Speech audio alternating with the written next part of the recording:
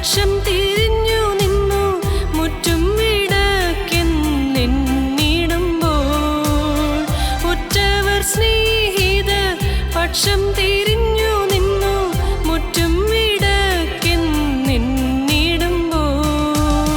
പറ്റിച്ചേർന്നവൻ നിൽക്കുമേ ഒടുവിലൻ പക്ഷത്തു ചേർന്നിടുമേ.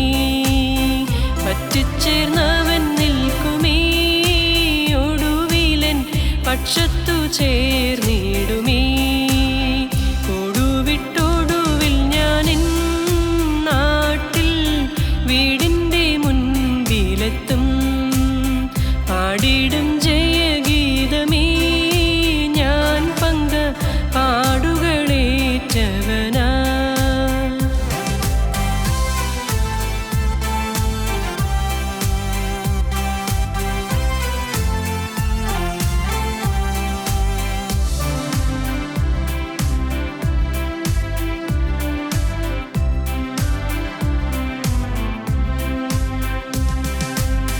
ലോകമെനിക്കു വേണ്ട, ലോകത്തിനിമ്പം വേണ്ട, പോകണമേശുവിൻ പാതേ നോക്കി.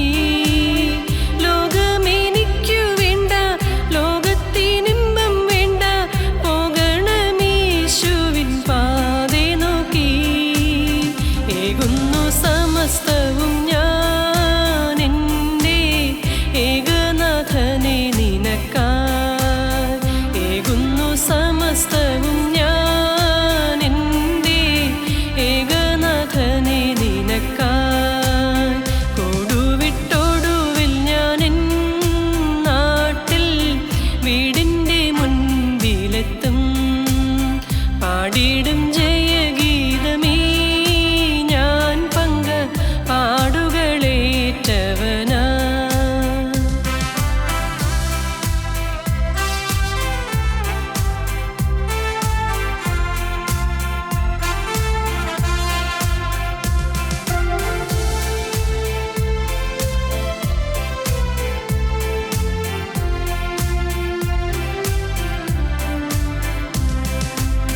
പ്രാപഞ്ചികമാകും പ്രകൃതമെല്ലാം മാറും, പ്രാണപ്രിയനോടു കൂടെന്നും ഞാൻ.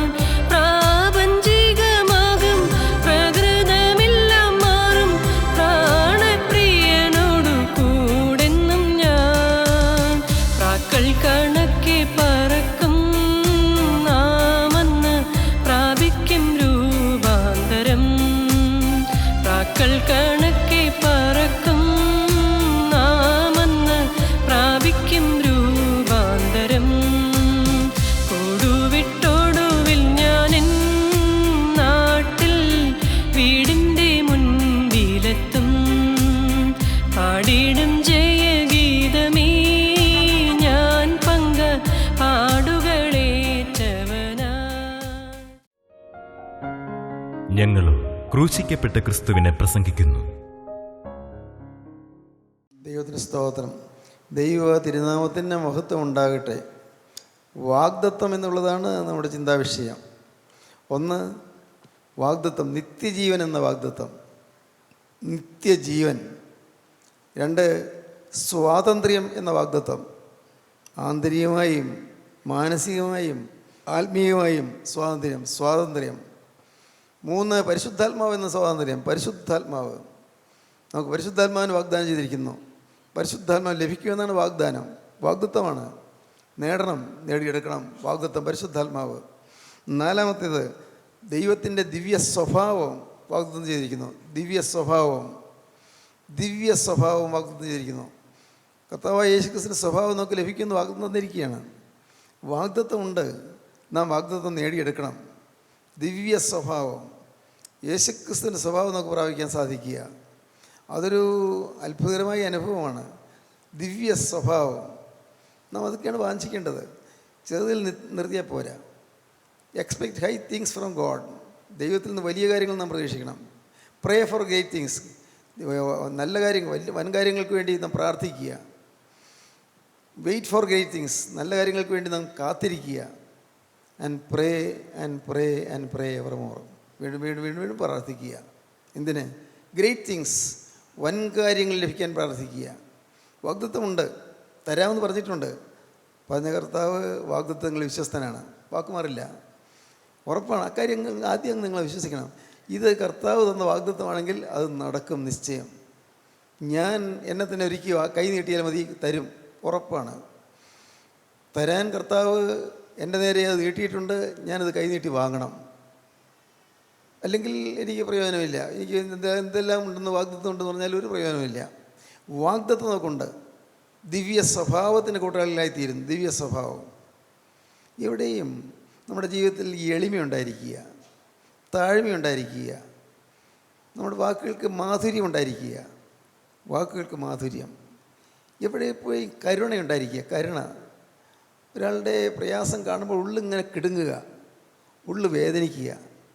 വേറെ ആളുടെ പ്രയാസം കാണുമ്പോൾ ഒരുപക്ഷെ നമ്മുടെ സ്വന്തം ആരും അല്ലായിരിക്കും, രക്തബന്ധത്തിലുള്ള ആളായിരിക്കില്ല. പക്ഷേ ഒരാളുടെ വേദനയിൽ നമ്മുടെ ഉള്ളിൽ പിടയണം. നമ്മുടെ ഹൃദയത്തിൽ നൊമ്പരം വരണം. അപ്പോൾ പിന്നെ നമ്മുടെ ഹൃദയത്തിൽ ക്രിസ്തുവിൻ്റെ സ്വഭാവമായി കഴിഞ്ഞു. ക്രിസ്തുവിൻ്റെ സ്വഭാവം എപ്പോഴും ലളിതമായ മനോഭാവം. ആ ക്രിസ്തുവിൻ്റെ സ്വഭാവത്തിൻ്റെ ഓരോന്നോരോന്നും നാം എടുത്തെടുത്ത് നോക്കുമ്പോഴേക്കാണ് നമുക്ക് മനസ്സിലാകും, അയ്യോ ഞാൻ ആ സ്വഭാവത്തിൽ നിന്ന് എത്ര ദൂരെ നിൽക്കുന്നത്. ഇന്നും പരിശുദ്ധയുണ്ട്, കൂട്ടായ്മയിൽ തന്നെ പരസ്പരം ഭിന്നതയുണ്ട്. ഓരോ സ്ഥലത്തുമുള്ള കൂട്ടായ്മയിൽ ദൈവമക്കൾ തമ്മിൽ ഒരു മനസ്സില്ല. നിസ്സാര കാര്യങ്ങൾക്ക് വേണ്ടിയുള്ളതായ അഭിപ്രായ വ്യത്യാസങ്ങളുണ്ട്. ഓരോ സ്ഥലത്തും കൂട്ടായ്മയിൽ ഒരു വലിപ്പ ചെറുപ്പ ഭേദമുണ്ട്. ചിലരെ നാം ഒരു അകറ്റി നിർത്തുന്ന സ്വഭാവമുണ്ട്. വേണ്ട, നമ്മുടെ ജീവിതത്തിൽ ക്രിസ്തുവിൻ്റെ സ്വഭാവം. അപ്പോൾ എല്ലാവരെയും സ്നേഹിക്കുന്നു, എല്ലാവരെയും ആദരിക്കുന്നു, എല്ലാവരെയും മാനിക്കുന്നു, എല്ലാവരെയും നാം സ്നേഹത്തോടെയും അഭിമാനത്തോടെയും കാണുന്നു. സ്തോത്രം. നമ്മുടെ ജീവിതത്തിൽ ക്രിസ്തുവിൻ്റെ മനസ്സ് കിട്ടുക.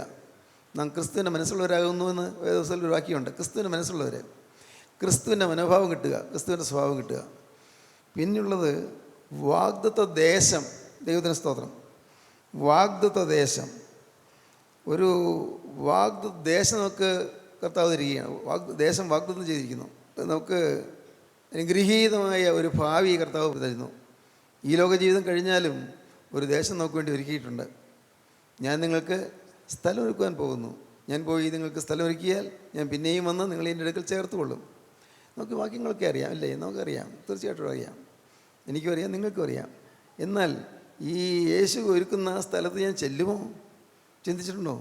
യേശു എനിക്ക് വേണ്ടി സ്ഥലം ഒരുക്കുന്നുണ്ട്, അവിടെ ഞാൻ ചെല്ലുമോ? ഞാൻ നിങ്ങൾക്ക് സ്ഥലം ഒരുക്കുവാൻ പോകുന്നു. ഞാൻ പോയി നിങ്ങൾക്ക് സ്ഥലം ഒരുക്കിയാൽ ഞാനിരിക്കുന്നിടത്ത് നിങ്ങളും ഇരിക്കേണ്ടതിന് പിന്നെയും വന്ന് നിങ്ങളെ എൻ്റെ അടുക്കൽ ചേർത്തുകൊള്ളും. യേശു ഇരിക്കുന്നിടത്ത് നമ്മളെ ഇരുത്തുമെന്ന് പറയുന്നത് വാഗ്ദത്തമാണ്. വാഗ്ദത്ത ദേശം. യേശു ഇരിക്കുന്നിടത്ത് നമ്മെ ഇരിക്കും. അവൻ്റെ സ്വസ്ഥതയിൽ പ്രവേശിക്കാനുള്ള വാഗ്ദത്തം നമുക്ക് ശേഷിച്ചിരിക്കിയാൽ നമ്മിൽ ആർക്കെങ്കിലും അത് ലഭിക്കാതെ പോയി എന്ന് വരാതിരിക്കാൻ നാം ഭയപ്പെടുക. വാഗ്ദത്തമുണ്ട്, പക്ഷേ ആർക്കും ലഭിക്കാതെ പോയി എന്ന് വരാതിരിക്കാൻ ഭയപ്പെടുക. വാഗ്ദത്തം നമുക്ക് കിട്ടിയിട്ടുണ്ട്, കർത്താവ് നമുക്ക് വാക്ക് തന്നിട്ടുണ്ട്. ഇതെല്ലാം തരാമെന്നാണ് പറയുന്നത്. സത്യമായിട്ടും ഒരപ്പൻ മോനെ നിനക്ക് ഈ അടുത്ത പ്രാവശ്യം നിനക്ക് ഒരു ഡിക്ഷണറി മേടിച്ച് തരാം എന്ന് പറയുന്നു. അത് അപ്പം പറഞ്ഞതാണ്, മോനെ സ്നേഹങ്ങളോട് പറഞ്ഞതാണ്. മേടിച്ച് തരും, ഉറപ്പാണ്. മോളെ നിനക്ക് ഇപ്പോഴത്തെ ഡ്രസ്സ് പോരാ, ഒരു കുറച്ചുകൂടി ലളിതമായ ഒരു വേഷം, ഒരു ആർക്കും ഒരു പ്രയാസം തോന്നാത്ത വേഷം, നല്ലൊരു ഡ്രസ്സിങ് തരാം, മേടിച്ചു കൊടുക്കുന്നു. വാഗ്ദത്തമാണ്. ദൈവത്തിന് സ്തോത്രം. നീ ഈ വർഷം നന്നായിട്ട് പഠിച്ച് നല്ല മാർക്ക് കിട്ടിയാൽ നിനക്ക് ഞാനൊരു വാച്ച് മേടിച്ച് തരാം, അപ്പൻ പറയുന്നു. വാഗ്ദത്തമാണ്. ഇതുപോലെ നമുക്ക് അതിലെഴുതുമ്പോൾ നമുക്ക് മനസ്സിലാവില്ലേ? അതുപോലെ വാഗ്ദത്തങ്ങൾ വെച്ചിരിക്കുകയാണ്. നമ്മൾ ചെന്ന് എടുക്കണമെന്നേ ഉള്ളൂ. നമ്മൾ ചെന്ന് കൈവശമാക്കണം, അത്രയേ ഉള്ളൂ. നീ ചെന്നത് കൈവശമാക്കുക എന്നാണ് മോശയോട് പറഞ്ഞത്. നീ ചെന്നത് കൈവശമാക്കുക എന്നാണ് യോശുവയോട് പറഞ്ഞത്. ചെന്ന് കൈവശമാക്കണം. ദേശമുണ്ട്, ആ ദേശം കൈവശമാക്കണം. നിങ്ങൾ ചെന്ന് ആ ദേശത്ത് വസിക്കണം. പ്രിയപ്പെട്ടവരെ, നമ്മിൽ പലരും അനുഗ്രഹത്തിൻ്റെ സമൃദ്ധിയിലേക്ക് ചെല്ലാതെ നാം ഇന്ന് വെറുതിൽ കഴിയുകയാണ്. ആത്മാവിൻ്റെ വെറുതിയിൽ. ഞാനും അതെ, ആത്മാവിൻ്റെ വെറുതിയിൽ. ഒന്നും ഞാനായിട്ടില്ല. ഞാൻ ചിന്തിക്കുക, ഈ അനുഗ്രഹങ്ങളുടെ സമൃദ്ധിയെക്കുറിച്ച് അറിയുന്തോറും കർത്താവേ ഞാൻ ഒന്നും ആയില്ലല്ലോ എന്നാണ് എൻ്റെ ചിന്ത. ഞാൻ ഒരിടത്ത് എത്തിയില്ലല്ലോ എന്നാണ് ചിന്ത. സ്തോത്രം. സത്യമാണ് ഞാൻ പറയുന്നത്. ഞാൻ ഏകാന്തത്തിൽ ഇരുന്ന് പ്രാർത്ഥിക്കുമ്പോൾ ഞാൻ അതൊക്കെയാണ് പറയുന്നത് കർത്താവിനോട്. കർത്താവേ, നീ എനിക്ക് വേണ്ടി വലിയ വലിയ വാഗ്ദാനങ്ങൾ തന്നിരിക്കുന്നു, വലിയ വാഗ്ദാനങ്ങൾ.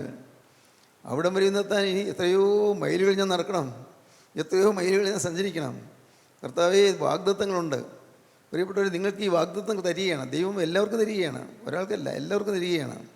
വാഗ്ദത്ത ദേശം, അനുഗ്രഹീതമായൊരു ദേശം, വാഗ്ദത്ത ദേശം. വായിക്കാം, യാക്കോബിൻ ലേഖനം 2-5 പ്രിയ സഹോദരന്മാരെ കേൾപ്പീൻ. ദൈവം ലോകത്തിൽ ദരിദ്രരായവരെ വിശ്വാസത്തിൽ സമ്പന്നരും ദരിദ്രരായവരെ വിശ്വാസത്തിൽ സമ്പന്നരാക്കിയിരിക്കുന്നു. തന്നെ സ്നേഹിക്കുന്നവർക്ക് വാഗ്ദത്തം ചെയ്ത രാജ്യത്തിൻ്റെ അവകാശികളുമാകേണ്ടതിന് തിരഞ്ഞെടുത്തില്ലയോ? ദൈവം വാഗ്ദത്തം തന്നിരിക്കുന്നു. ദൈവം ചെയ്ത വാഗ്ദത്തത്തിൻ്റെ അവകാശികളാകേണ്ടതിന് തിരഞ്ഞെടുത്തിരിക്കുന്നു. നമ്മെല്ലാവരും തിരഞ്ഞെടുത്തിരിക്കുകയാണ് വാഗ്ദത്തത്തിൻ്റെ അവകാശികളാകാൻ. വാഗ്ദത്ത ദേശം, വാഗ്ദത്ത രാജ്യം, ഒരു രാജ്യം നമുക്ക് അവകാശമായി തന്നിരിക്കുന്നു. ദൈവത്തിന് സ്തോത്രം. ദൈവത്തിന് വലിയ നാമം മഹത്വപ്പെടട്ടെ. ഈ അപ്പോസ്തലനായ പൗലോസ് പറഞ്ഞു, 3-ാം സ്വർഗ്ഗത്തിലൂടെ എടുക്കപ്പെട്ടു എന്ന് പറഞ്ഞു. ശരീരത്തിലൂടെയാണോ പോയത്, അല്ല ശരീരം കൂടാതെയാണോ പോയതെന്ന് അറിയുന്നില്ല. അപ്പോസ്തലൻ അങ്ങനെയാണ് പറഞ്ഞത്. ശരീരത്തിലൂടെയോ ശരീരം കൂടാതെയോ അറിയുന്നില്ല. എന്നാൽ മനുഷ്യന് ഉച്ചരിപ്പാൻ പാടില്ലാത്തതായ അനേക കാര്യങ്ങൾ പറയുകയും കേൾക്കുകയും ഞാൻ ചെയ്തു. വായിച്ച് 2 കൊരിന്ത്യർ 12 പ്രശംസിക്കുന്നതിനാൽ പ്രയോജനമില്ല എങ്കിലും അത് ആവശ്യമായിരിക്കുന്നു. ഞാൻ കർത്താവിൻ്റെ ദർശനങ്ങളെയും വെളിപ്പാടുകളെയും കുറിച്ച് പറവാൻ പോകുന്നു. ദർശനങ്ങളും വെളിപ്പാടുകളും ഞാൻ ഇതാ വിവരിക്കാൻ പോകുന്നു. ക്രിസ്തുവിലുള്ള ഒരു മനുഷ്യനെ ഞാൻ അറിയുന്നു. എന്ന് പറഞ്ഞാൽ തന്നെക്കുറിച്ചാണ് പറയുന്നത്. ആദ്യം വെളിപ്പെടുത്തുന്നില്ല. ക്രിസ്തുവിലുള്ള ഒരു മനുഷ്യനെ ഞാൻ അറിയുന്നു. അവൻ 14 സംവത്സരം മുമ്പേ 3-ാം സ്വർഗത്തോളം എടുക്കപ്പെട്ടു. അവൻ എന്ന് വെച്ചാൽ ഞാൻ 14 സംവത്സരം മുമ്പേ 3-ാം സ്വർഗത്തോളം എടുക്കപ്പെട്ടു. ശരീരത്തോടെയോ എന്ന് ഞാൻ അറിയുന്നില്ല. ശരീരത്തോടുകൂടിയാണോ എന്ന് എനിക്ക് അറിയാൻ പാടില്ല. ശരീരം കൂടാതെ എന്നും അറിയുന്നില്ല. ഇല്ലാതെയാണോ ഞാൻ പോയതെന്ന് എനിക്കറിയാൻ പാടില്ല. ദൈവം അറിയുന്നു. ദൈവം അറിയുന്നു. ആ മനുഷ്യൻ പരദീസയോളം എടുക്കപ്പെട്ടു. ആ മനുഷ്യൻ പരദീസയോളം എടുക്കപ്പെട്ടു. ശരീരത്തോടെയോ ശരീരം കൂടാതെയോ എന്ന് ഞാൻ അറിയുന്നില്ല. ശരീരത്തോടെയോ ശരീരം കൂടാതെയോ എന്ന് ഞാൻ അറിയുന്നില്ല. ദൈവം അറിയുന്നു. ദൈവം അറിയുന്നു. മനുഷ്യനെ ഉച്ചരിപ്പാൻ പാടില്ലാത്തതും മനുഷ്യനെ ഉച്ചരിപ്പാൻ പാടില്ലാത്തതും പറഞ്ഞുകൂടാത്തതുമായ വാക്കുകളെ അവൻ കേട്ടു. വാക്കുകളെ അവൻ കേട്ടു, ഞാൻ കേട്ടു. മനുഷ്യനെ ഉച്ചരിപ്പാൻ പാടില്ലാത്തത്, പറഞ്ഞുകൂടാത്തതായ വാക്കുകൾ ഞാൻ കേട്ടു. എനിക്ക് ഉച്ചരിക്കാൻ സാധിക്കുന്നില്ല. അവിടെ ഞാൻ കേട്ട വാക്കുകൾ എനിക്ക് ഉച്ചരിക്കാൻ പറ്റില്ല. ദൈവീക ഭാഷയാണ്, സ്വർഗീയ ഭാഷയാണ്, സ്വർഗത്തിലെ ഭാഷയാണ്. എനിക്കത് മനസ്സിലാകുന്നില്ല. എനിക്ക് ഉച്ചരിക്കാൻ പാടില്ല. മനുഷ്യൻ ഉച്ചരിപ്പാൻ പാടില്ലാത്തതും പറഞ്ഞുകൂടാത്തതുമായ വാക്കുകളെ അവൻ കേട്ടു. വാക്കുകളെ ഞാൻ കേട്ടു എന്ന് ഞാൻ അറിയുന്നു. അവനെക്കുറിച്ച് ഞാൻ പ്രശംസിക്കും. അവനെക്കുറിച്ച് ദൈവത്തിന് അതിലെനിക്ക് അഭിമാനമുണ്ട്, പ്രശംസയുണ്ട്. എന്തിനാ പ്രശംസ? പിന്നെ പറഞ്ഞു വരുമ്പോൾ അറിയാം. എന്നെക്കുറിച്ചോ എൻ്റെ ബലഹീനതകളല്ലാതെ ഞാൻ പ്രശംസിക്കുകയില്ല. എന്നെക്കുറിച്ച് പേഴ്സണലായിട്ട്, എന്നെ വ്യക്തിപരമായിട്ട് പറഞ്ഞാൽ എനിക്ക് ആകെ പ്രശംസിക്കാനുള്ളത് എൻ്റെ ബലഹീനത മാത്രം. ഒരു അല്പനായ മനുഷ്യൻ, എനിക്കതേ പറയാനുള്ളൂ. ഒരു കുറിയ മനുഷ്യൻ, അതേ എനിക്ക് പറയാനുള്ളൂ. ശരീരത്തിൻ്റെ ആകാരം, ശരീരത്തിൻ്റെ രൂപം വളരെ ചെറിയ ഒരു ശരീരം, ഒരു രൂപഭംഗിയൊന്നുമില്ലാത്ത ശരീരം, വളരെ കുറിയ ശരീരം എന്നാണ് വേദവസ്തം പറയുന്നത്. ലേഖനം 2 കൊരിന്ത്യർ 8 വായിക്കുമ്പോൾ കാണാം. അപ്പോസ്തലനായ പൗലോസ് ശരീരപ്രകാരം ഒരു രോഗിയാണ്, അവശനാണ്.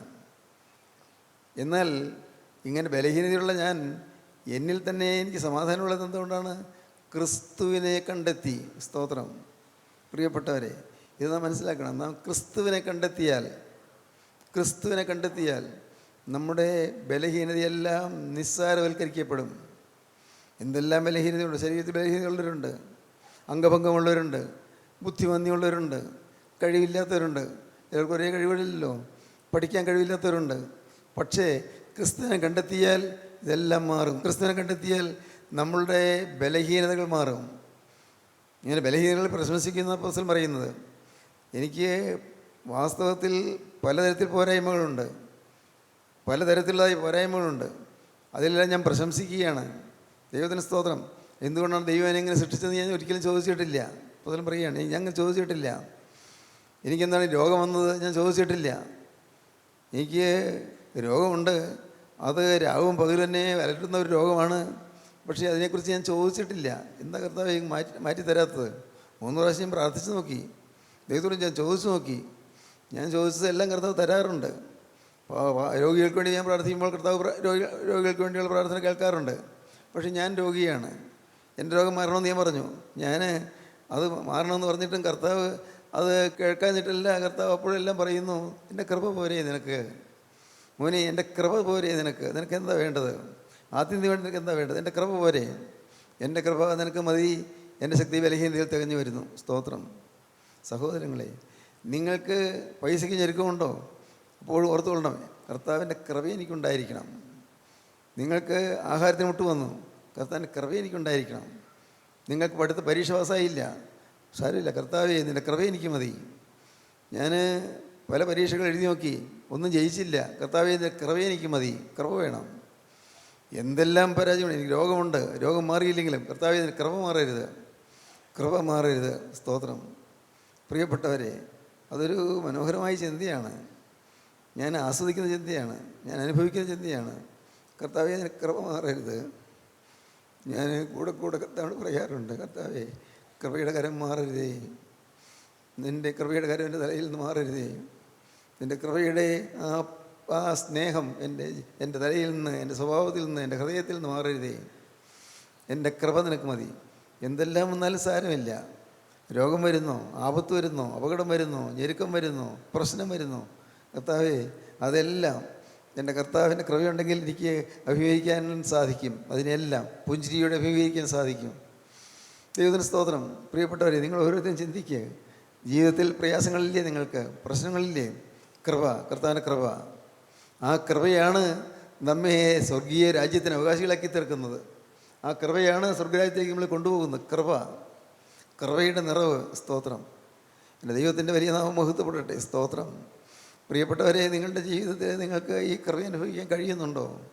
കർത്താവിൻ്റെ കൃപ നിങ്ങളുടെ കൂടെ ഉണ്ടെന്ന് നിങ്ങൾക്കൊരു ബോധ്യമുണ്ടോ? ആ ബോധ്യം കിട്ടുന്നുണ്ടോ? പഠിക്കുന്ന വിദ്യാർത്ഥിക്ക് കർത്താവിൻ്റെ കൃപ വേണം. പരീക്ഷ എഴുതാൻ കൃപ വേണം, പഠിക്കാൻ കൃപ വേണം. ചില സബ്ജക്ട്സ് വീക്കാണ്, ശരിയായിട്ട് പഠിക്കാൻ പറ്റുന്നില്ല, അത്ര എളുപ്പമല്ല. പക്ഷേ കർത്താവിന് കൃപയുണ്ടെങ്കിൽ പഠിക്കാൻ സാധിക്കും. കൃപ കിട്ടണം. ഓരോരുത്തരും അതാണ് ചിന്തിക്കേണ്ടത്. കർത്താവേ കൃപ എനിക്ക് വേണം, അതാ നിൻ്റെ രാജ്യത്തിലേക്ക് വരാൻ എനിക്ക് കൃപ വേണം, ഈ ഭൂമിയിൽ ജീവിക്കാൻ എനിക്ക് കൃപ വേണം. കൃപയാൽ മാത്രമേ എനിക്ക് രക്ഷയുള്ളൂ. കൃപ ഞാൻ അനുഭവിക്കുന്നു. കൃപ എല്ലാം കൃപ. എൻ്റെ അല്ല, ദാനം, സൗജന്യദാനം. ഞാൻ നേടിയതല്ല, ഞാൻ സമ്പാദിച്ചതല്ല, ഞാൻ അധ്വാനിച്ചതല്ല, ഇങ്ങോട്ട് കൊണ്ടുവന്ന് തന്നു. സ്തോത്രം. കൃപ. എല്ലാം അതെ, എല്ലാം കൃപ. കൃപയുടെ നിറവിന് വേണ്ടി നിങ്ങൾ കൊതിക്കണം. ദൈവത്തിന് കൃപ തരാൻ കൊതിക്കണം. കർത്താവേ കൃപ എൻ്റെ മേൽ പതിയണമേ, എൻ്റെ മേൽ ഇറങ്ങണമേ. സ്തോത്രം. ഈ സ്വർഗീയ രാജ്യത്തിന് വേണ്ടി നാം ഒരുങ്ങുകയാണ് വേണ്ടത്. സ്വർഗീയ രാജ്യം, വാഗ്ദത്ത ദേശം, വാഗ്ദത്തദേശത്തിന് വേണ്ടി നാം ഒരുങ്ങണം. എൻ്റെ മനസ്സിലൊരു പാട്ടിൻ്റെ ശകലം വന്നു. ആശിച്ച ദേശം കാണുകയായി, ആശിച്ച ദേശം കാണുകയായി. അത് ഞാൻ പണ്ട് പഠിച്ചിട്ടുള്ള പാട്ടായിരിക്കാം, പക്ഷേ ഈ കൂടെ ആ വാക്ക് വരുന്നു, ആശിച്ച ദേശം കാണുകയായി. എന്താണാവോ അറിയാൻ പാടില്ല. ആശിച്ച ദേശം കാണുകയായി. ആശ വെച്ച ദേശത്തേക്ക് നാം ദ്രുതഗതിയിൽ നീങ്ങിക്കൊണ്ടിരിക്കുകയാണ്. സ്വർഗരാജ്യത്തിലേക്ക് നാം നീങ്ങിക്കൊണ്ടിരിക്കുകയാണ്. സ്വർഗരാജ്യത്തിൻ്റെ അരികത്തേക്ക് നാം ചെല്ലുന്തോറും നാം നമ്മെ തന്നെ ശുദ്ധീകരിച്ചുകൊണ്ടിരിക്കുകയാണ്. കാരണം അവിടെ അഴുക്കുള്ളതിന് ആർക്കും പ്രവേശനമില്ല, അശുദ്ധിയുള്ളവർക്കാർക്കും പ്രവേശനമില്ല, ഒരശുദ്ധി അതിൽ കിടക്കുകയില്ല. ദൈവത്തിന് സ്തോത്രം. ആ സ്ഥലത്തേക്ക് ഒരശുദ്ധിന് കടന്നില്ല, സാധ്യമല്ല. കർത്താവായ യേശുക്രിസ്തുവിൻ്റെ രക്തത്തിൻ്റെ മുദ്രയില്ലാതെ ആർക്കും പ്രവേശിക്കാൻ സാധ്യമല്ല. ദൈവത്തിന് സ്തോത്രം. യേശുക്രിസ്തുവിൻ്റെ തിരക്തത്തിൻ്റെ മുദ്ര വേണം, ആ തിരക്തത്തിൻ്റെ അടയാളം വേണം. ആ അടയാളം ഈ ഭൂമിയിൽ സമ്പാദിച്ചില്ലെങ്കിൽ നമ്മുടെ ജീവിതം ശൂന്യമാണ്. എന്തെല്ലാം നേടിയാൽ എന്താണ്? ഭാര്യയുണ്ട്, ഭർത്താവുണ്ട്, മക്കളുണ്ട്, വീടുണ്ട്, സൗകര്യങ്ങളുണ്ട്, എല്ലാം ഉണ്ട്. പക്ഷേ ക്രിസ്തുവിൻ്റെ രക്തത്താലുള്ള വീണ്ടെടുപ്പ് കിട്ടിയില്ലെങ്കിൽ എന്ത് ഫലം? എല്ലാം തീർന്നു പോകുമല്ലോ. ഇതൊക്കെ മാറാൻ എത്ര നേരം വേണം? ഇന്നുള്ള ഈ ആയുസ് തീരാൻ എത്ര നേരം വേണം? ഇന്നുള്ള ഈ ആയുസ്, ഇന്ന് ശരീരത്തിൽ ജീവൻ കുടികൊള്ളുന്നുണ്ട്, ശരിയാണ്, പ്രാണനുണ്ട്. പക്ഷേ ഇതെപ്പോഴാണ് ഈ പ്രാണൻ വിട്ടുപോകുന്നത് നമുക്കറിയാൻ പാടില്ലല്ലോ. അതുകൊണ്ട് എപ്പോഴും ഈ തിരക്തത്തിൻ്റെ അടയാളമുള്ളവരായി നിൽക്കണം. തിരക്തത്തിൻ്റെ അടയാളം, തിരക്തത്തിൻ്റെ മുദ്ര. ഈ മുദ്രയുള്ളവർക്ക് മാത്രമേ അവിടെ പ്രവേശനമുള്ളൂ. ദൈവത്തിന് സ്തോത്രം. സൗദർശിക്ക് ഒരു ദർശനം കാണുകയുണ്ടായി. ആ ദർശനം മനോഹരമായ ദർശനമാണ്. സ്വർഗരാജ്യത്തിൻ്റെ വാതിക്കൽ കൊണ്ടുപോയി ദൂതൻ സുദർശകൻ കൊണ്ടുപോയി നിർത്തി. ഇവിടെയുള്ള കാഴ്ചകൾ കണ്ടുകൊള്ളാൻ പറഞ്ഞു. നോക്കി നിൽക്കുമ്പോൾ അപ്പോൾ ഒരു മനുഷ്യൻ മരിച്ച് കടന്നു വരുന്നു, ആത്മാവ് വരുന്നു. ദൂതൻ ദൂതൻ പറഞ്ഞു, നിങ്ങൾക്ക് ഇപ്പോൾ പ്രവേശനമില്ല. നിങ്ങൾ അമ്പരന്ന് പോയി. എന്ത്, എനിക്ക് പ്രവേശനമില്ലെന്നോ? ഞാനൊരു സുവിശേഷകനാണ്, ഞാൻ സുവിശേഷം പറയുന്നയാളാണ്. ഞാൻ എൻ്റെ പ്രസംഗം കൊണ്ട് പലർക്കും പ്രയോജനം കിട്ടിയിട്ടുണ്ട്, എന്നിട്ട് എനിക്ക് പ്രവേശനമില്ലേ? പറയൂ, നിങ്ങൾക്കൊരു കാര്യം ചെയ്യാം, നിങ്ങൾ കുറച്ച് നേരം ഇവിടെ മാറി നിൽക്കൂ, അല്പനേരം കഴിഞ്ഞിട്ട് നിങ്ങളിവിടെ എന്താണ് നടക്കുന്നത് കാണാം. കുറച്ച് കഴിഞ്ഞപ്പോൾ ഒരു ചെറുപ്പക്കാരൻ മരിച്ചു വരുന്നു, യൗവനക്കാരൻ, ആത്മാവ്. ദിവസം കാണുന്നുണ്ട്, ഈ അദ്ദേഹം മാറ്റി നിർത്തി ആ മനുഷ്യനെ കാണുന്നുണ്ട്. മാലാഖ വളരെ സന്തോഷത്തോടെ എതിരേൽക്കുന്നു. യൗവനക്കാരൻ മരിച്ച് കിടന്നു ചെന്നപ്പോൾ അവനെ സന്തോഷത്തോടെ മാലാഖ എതിരേൽക്കുന്നു. അതിനുവേണ്ടി മനോഹരമായ ഒരു വലിയ സൗധം, മണിമാളിക അവന് പണിതിരിക്കുന്നത് കാണിക്കുന്നു. അപ്പോൾ ഈ സുവിശേഷകൻ ആദ്യം ഉണ്ടായിരുന്ന സുവിശേഷകൻ പറഞ്ഞു, ഇത് അന്യായമല്ലേ? ഇവിടെ ഈ സ്വർഗത്തിലുണ്ടോ പക്ഷഭേദം? ഞാൻ എൻ്റെ പ്രസംഗം കേട്ട് മനസ്സന്തരപ്പെട്ടതാണ് ഇവൻ, എൻ്റെ വീട്ടിലെ വേലക്കാരനാണ്, എൻ്റെ വചനം കേട്ട് മനസ്സന്തരപ്പെട്ടതാണ്. എന്നിട്ട് അവന് പ്രവേശനം കൊടുത്തു, ഉന്നതമായ മണിമാളികയിലേക്ക് കൊണ്ടുപോയി. ഞാൻ അനേകം പേരോട് സുവിശേഷം പറഞ്ഞു, ചിലർക്ക് രോഗശാന്തി ഉണ്ടായിട്ടുണ്ട്, ചിലർക്ക് പ്രയോജനം ഉണ്ടായിട്ടുണ്ട്. അങ്ങനെയുള്ള എന്നെ പുറത്തു നിർത്തി. എന്താ ഇതിന് കാരണം? മലാഖ പറഞ്ഞു, ഇവിടെ ഒരു കാര്യമേ നോക്കുന്നുള്ളൂ, ഒറ്റയ്ക്കൊരു കാര്യം, ഞങ്ങളതേ നോക്കാൻ രാജാവ് പറഞ്ഞിട്ടുള്ളൂ. രാജകുമാരൻ്റെ ഛായ ഉണ്ടോ എന്ന് നോക്കണം. രാജകുമാരൻ്റെ ഛായ ഉണ്ടെങ്കിൽ എങ്കിൽ മാത്രമേ കയറ്റി വിടാവൂ എന്ന് പറഞ്ഞിട്ടുണ്ട്. നിങ്ങൾ നോക്കിയപ്പോൾ രാജകുമാരൻ്റെ ഛായയില്ല, രാജകുമാരൻ്റെ ഛായയില്ല. കർത്താവ് യേശുക്രിസ്തുവിൻ്റെ ഛായയില്ല, രാജകുമാരൻ യേശുക്രിസ്തു. രാജകുമാരൻ്റെ ഛായ നിങ്ങൾക്കില്ല, അതുകൊണ്ട് നിങ്ങൾ പ്രവേശിപ്പിച്ചില്ല. മറ്റേ ഞാൻ വന്ന ചെറുപ്പക്കാരന് രാജകുമാരൻ്റെ ഛായയുണ്ട്, അതുകൊണ്ട് ഞാൻ അകത്തേക്ക് പ്രവേശിപ്പിച്ചു. അപ്പോഴാണ് ഈ മനുഷ്യൻ തന്നെ കാണുന്നത്. നോക്കുക, അയ്യോ, വളരെ വികൃതമായ രൂപം. അപ്പോഴാണ് അതിൻ്റെ രൂപം എന്താണെന്ന് മനസ്സിലായത്. വികൃതമായ രൂപം, വളരെ വികലമായ രൂപം, വളരെ വൃത്തികെട്ട രൂപം. എൻ്റെ സ്വഭാവം, എൻ്റെ ഛായ മാറിയില്ലല്ലോ. വികൃതമായ രൂപം, പൈശാചിക രൂപം. അപ്പോൾ അവിടെ ആ ദിവ്യ വെളിച്ചത്തിൽ തന്നെ കണ്ടു കഴിഞ്ഞപ്പോൾ അവിടെ നിൽക്കാൻ വയ്യാതായി. അവിടെ നിന്ന് ഒരു കല്ലെടുത്തെറിയുന്നത് പോലുള്ള വേഗത്തിൽ നരകത്തിൻ്റെ അഗാധതയിലേക്ക് പോകുന്നു, അവിടെ ഇരുട്ടിൽ മറയുന്നു. ഈ വികൃതമായ രൂപത്തോടുകൂടി വെളിച്ചത്തിൽ നിൽക്കാൻ വയ്യ,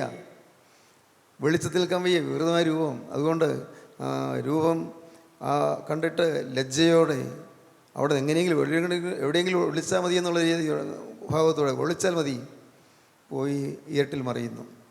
സുദർശൻ കണ്ട ദർശനമാണ്. നമ്മുടെ ജീവിതത്തിൽ സ്വർഗ്ഗരാജ്യത്തിലേക്കുള്ള പ്രവേശനം നമുക്ക് വേണമെങ്കിൽ നമ്മെ ശുദ്ധീകരിക്കാൻ നാം വിട്ടുകൊടുക്കണം. ചെത്തിവെടിപ്പാക്കും, ചെത്താൻ വിട്ടുകൊടുക്കണം. പലപ്പോഴും ചെത്തുമ്പോൾ വേദനയുണ്ട്, ഇല്ലേ? ചെത്തുമ്പോൾ വേദനയുണ്ട്. ഈ ഉപയോഗപ്പെടണമെങ്കിൽ, ഫലം കായ്ക്കണമെങ്കിൽ ചെത്തിവെടിപ്പാക്കണം, ശിഖരങ്ങൾ ചെത്തിക്കളയണം. ചിലപ്പോൾ ചില ചെടികളൊക്കെ ഉണങ്ങി നിൽക്കുന്നത് കണ്ടിട്ടില്ലേ? പിന്നീട് മഴക്കാലം വരുമ്പോഴേക്കും പെട്ടെന്ന് തടുത്ത് പൂത്ത് വരുന്നത് കാണാം. ദൈവത്തിന് സ്തോത്രം. ചെത്തി വെടിപ്പാക്കണം. ചെത്തുമ്പോൾ തീർച്ചയായിട്ടും വേദന ഉണ്ടാകും. എന്ന് പറഞ്ഞാൽ എന്താ അതിൻ്റെ അർത്ഥം? നമ്മുടെ തെറ്റുകൾ ചൂണ്ടിക്കാണിക്കുമ്പോൾ വേദന ഉണ്ടാകും, നമ്മുടെ പാപങ്ങൾ ചൂണ്ടിക്കാണിക്കുമ്പോൾ വേദന ഉണ്ടാകും, ഇന്ന തെറ്റ് മാറ്റണമെന്ന് പറയുമ്പോൾ വേദന ഉണ്ടാകും. വേദനയല്ല ഉണ്ടാകേണ്ടത്, അവിടെ വരേണ്ടത് വിനയമാണ്. വിനയം. മോനെ, നിനക്ക് ഇന്ന തെറ്റുണ്ട്, അത് നീ മാറ്റണം എന്ന് പറയുമ്പോൾ വിനയമാണ് ഉണ്ടാകേണ്ടത്. വിനയം വന്നാൽ രക്ഷയായി. അതിനെക്കുറിച്ച് ന്യായീകരണം വന്നാലോ പ്രയോജനമില്ല. ന്യായീകരണം വരും. അതാണ് പലപ്പോഴും പറ്റാറുള്ളത്. ന്യായീകരണം വരും. കഴിഞ്ഞൊരവസരത്തിൽ ഞാനൊരു സ്ത്രീയോട് സംസാരിച്ചു. അത് ഭർത്താവിനോടുകൂടിയാണ് വന്നത്. സ്ത്രീയോട് സംസാരിച്ചു, തോന്നുന്നുണ്ടെന്ന് എനിക്ക് അറിയാൻ പാടില്ല. സംസാരിച്ചു. ആ സ്ത്രീ എന്തിന് ന്യായീകരണം പറയുന്നത്? ന്യായീകരണം. വളരെ എനിക്ക് അത്ഭുതം തോന്നി. ഇത്രയും നാൾ കൂട്ടായ്മയിലൊന്നും ഒരാൾക്ക് ഇങ്ങനെ പറയാൻ പറ്റുന്നു. എന്ത് തെറ്റ് ചൂണ്ടിക്കാണിച്ചാലും ന്യായീകരണമുണ്ട്. നേരെ മറിച്ച് ന്യായീകരണം കൂടാതെ, യാതൊരു ന്യായീകരണവും പറയാതെ, ഇതാ കർത്താവേ, ഞാൻ പാപിയായ മനുഷ്യൻ, ഇതാ ഞാൻ പാപിയായ സ്ത്രീ, കർത്താവേ, അവിടുത്തെ പരിശുദ്ധാത്മാവ് കൽപ്പിച്ചതൊക്കെ സത്യം സത്യം സത്യം, ഇങ്ങനെ പറയാൻ സാധിച്ചാൽ രക്ഷയായി. പക്ഷേ പലപ്പോഴും സാധിക്കുന്നില്ല. ന്യായീകരണം കൂടാതെ വചനം കൈക്കൊള്ളാൻ സാധിക്കണം. ന്യായീകരണം കൂടാതെ വചനം കൈക്കൊണ്ടാൽ മാത്രമേ ദൈവരാജ്യത്തിലേക്ക് പ്രവേശനം ഉണ്ടാകുകയുള്ളൂ. വചനം കൈക്കൊള്ളണം.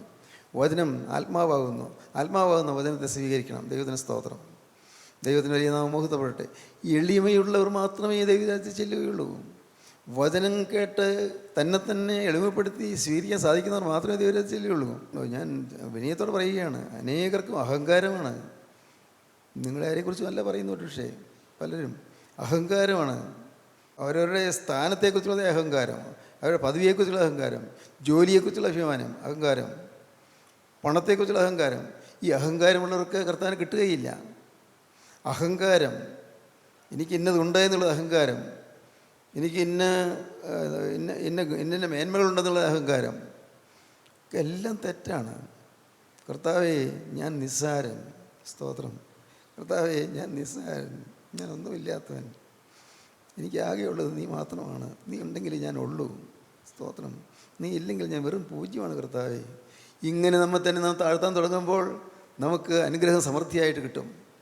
ഒന്നിലും അഹങ്കരിക്കരുത്, ഒന്നിലും നാം നിഗളിച്ചു പോകരുത്. ഒന്നിലും പണത്തിൽ നിഗളിക്കരുത്, ജോലിയിൽ നിഗളിക്കരുത്, ശമ്പളത്തിൽ നിഗളിക്കരുത്, നിങ്ങളുടെ വരുമാനത്തിൽ നിഗളിക്കരുത്, നിങ്ങളുടെ ഭാര്യയിൽ നിഗളിക്കരുത്, ഭർത്താവിൽ നിഗളിക്കരുത്, മക്കളിൽ നിഗളിക്കരുത്.